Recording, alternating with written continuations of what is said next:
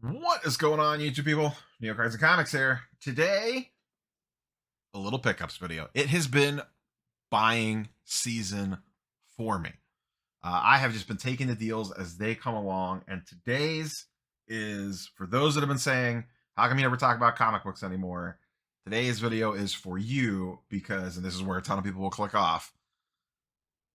This is a all comic book pickup / mail day, whatever you want to call it, video. Um, Things have been coming up. It's stuff that I've always wanted. Prices are down. I am just finding fantastic deals left and right on stuff. So I have 5 books here to work through of various shapes and sizes. We got a little bit more, some 90s stuff. We got some older stuff. We got some Silver Age, the whole 9 yards. Let's go ahead and just get into it. Some of this stuff is very PC. Some of it is more like air quote investment, whatever you want to call it. But more of a PC style pickup. Let's start with this one.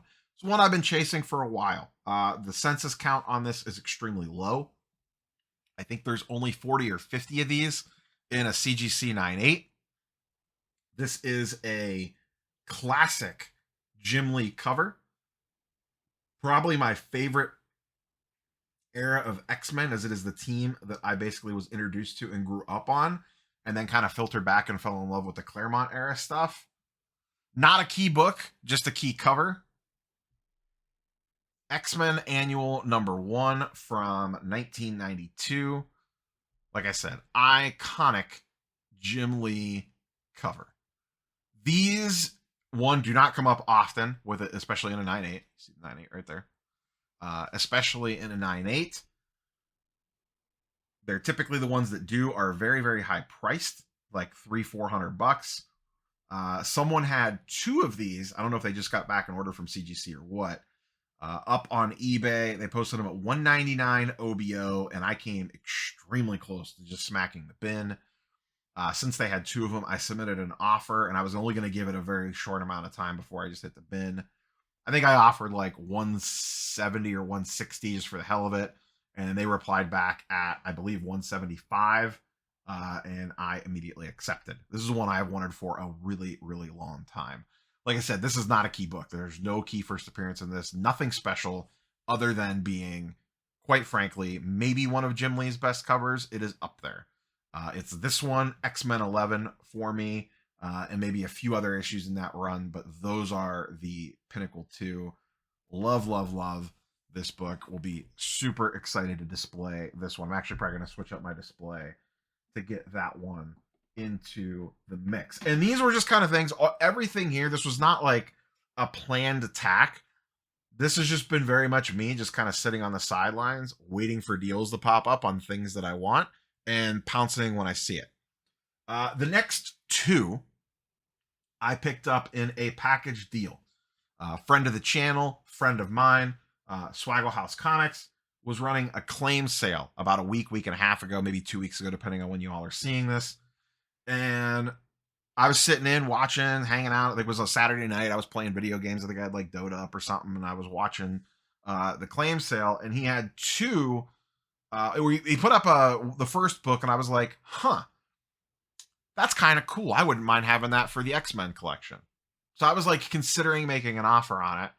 And then he put up the second book. And it was one of those situations where I've done this before, especially with comics, where a dealer, a seller, or whatever puts up 2 things that I am interested in. And maybe I'm more interested in the one and than the other one. This was a case of, I want that one. And then the second one was, I've always wanted one of those. I would like to own one of those. I wasn't planning on getting one right now, but if I could package the 2 of these together for a better deal, so be it. So the next 2 books I got as a pair for $600 from, shout out to my boy Swags. The first one, which we'll just put the value on this at $200, because that's how I kind of split them up, because this one was close to the $200 asking point. This is an X-Men 39 CGC 8.0 white pages from 1967. And the key thing about this is a minor key. It's not a major key. It's not a first appearance per se. This is the first issue, see right there, with the X-Men in their new costumes. So this is the first time they are out of their yellow and blue. We get Cyclops in his more, it's not exact, it switches a few times over the years, but his more iconic blue and yellow suit. Iceman not looking like a snowman. Angel in a little bit of a different outfit. Beast in his kind of classic outfit. And then Jean Grey / Marvel Girl in her classic outfit. So as an X-Men collector, this is one that had always just kind of been on the list, but it wasn't like a key book. There was nothing I had to run out and have it. It's an all black cover. These grade extremely tough grades. So this one being in an 8.0, wrap is slightly off, but nothing crazy. Still presents extremely well. So to pick this up for $200, perfectly happy with this. Is this like an investment grade book or investment level book or anything like that? No.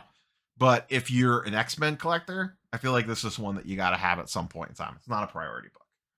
The second one that I picked up, which was the, I've always wanted one of those. I definitely need that in my collection. I've always been looking for one. And I wasn't like super hung up on the grade. I just wanted something in a decent grade. Iron Fist 14 from 1977. This is definitely a key. CGC 8.5 white pages, and this is the first appearance of Sabretooth. Classic book. Solid grade. When I was thinking about always getting one of these, it was in the 8.0 to 9.0-ish range. So for this one being an 8.5, feels right in line. You can see there's a little, I think he had this pressed, but I wonder if that, you could see like a little indent there, a little wave there on some stuff. That was the biggest thing that I noticed on it. I know he thought he had a chance at a 9.0 on this one. There's a few little color breaks. I am no comic book grader by any means, but it is a pretty clean, nice presenting copy. Colors look great. So I've always wanted a first appearance of Sabretooth. Once again, it was not a priority issue. It was just one of those things that if one fell into my lap, I would take it. And this was a perfect case of it just kind of happened to fall into my lap. I think he was asking like 260, 270 on the X-Men and like 450, 475 on the Iron Fist. So I offered the 600 on the two combined, and he accepted. So we picked those two up for a wombo combo of $600. I'm gonna kind of move these to the side. Next one, another, what do we got here? Another eBay deal. This is another one, kind of the same thing. I've wanted one of these for a hot minute. As an X-Men collector, it is one that I want. It is not a mega key, but it is definitely a key, a more modern key. And prices have come astronomically down on this. This is another one. They put it up for $209, $199 best offer buy it now. I submitted an offer of $175, and I think they accepted, or maybe there was a little bit of back and forth. But ultimately, I believe I got this for like $175 or $180, which perfectly happy with that price. What are we talking about? X-Men 244 does have a custom label. First appearance of Jubilee. So like I said, mid-level X-Men key. Nothing super crazy. Very affordable book. She's not on the cover, so it kind of hurts the value of it a little bit. But very happy to tuck this one away. This is another one that I've always kind of been like, every time I would see one, I'd be like, I really want one of those. I don't know that I want to pay $300 or $400 for one, which is what they were going for at peak crazy times. But they have come down a ton, and I am perfectly happy to sweep in and pick this up for sub. I think it was like even under $200 with, it had free shipping too. It was like under $200 with shipping, taxes, everything. Like right under. Perfect. Take it all day long. And then the last one is a ultimate PC pickup. This is the minorest of minor keys. It is the first appearance of Trevor Fitzroy, who is by no means a major X-Men villain at all. It's Uncanny X-Men 281 and a CGC 98 from 1991. You've probably seen the cover before. What is the significance of this book, as Swaggle likes to say? Not much, besides the Trevor Fitzroy angle. I picked this up for $55. The reason why, purely PC. I still have my original copy. It's sitting in a box somewhere. It's beat to hell. The reason why I picked this up, it is the first issue I remember buying off the newsstand when I was a kid. I'd have been 10 years old when this hit the market. I've told the story a bunch before, so I won't rehash it here. But needless to say, I had found an interest in X-Men via other means.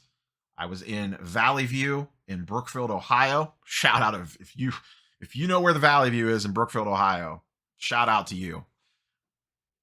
Went to the Valley View in Brookfield, Ohio with my mom, doing some grocery shopping. Looked at the comic newsstand, saw an X-Men cover, a new team is born, saw some of the X-Men characters that I kind of knew in the back of my head from the cards, and said, gotta have it. Picked up this one, and this, if you know, this is the same time the 91 Jim Lee X-Men run started. The team split. Jim Lee took the 1991, his book of just straight X-Men, not Uncanny X-Men, and he had his run with that for about a year. And then Uncanny X-Men continued on. There was the gold team and the blue team. This was the gold team, Uncanny. The blue team was on Jim Lee's roster. Blue team is the superior one. But this is the first one, the first comic book I remember buying off a newsstand as a kid. Could there have been something earlier? Maybe potentially. But this is the first one I remember pulling off the wire rack and spending my hard-earned allowance or begging from my mom for $1 or whatever it is. Yeah, $1 back in the day to pick this up. And then I was off and running. I remember shortly after this, the month after this is 282, which is a key.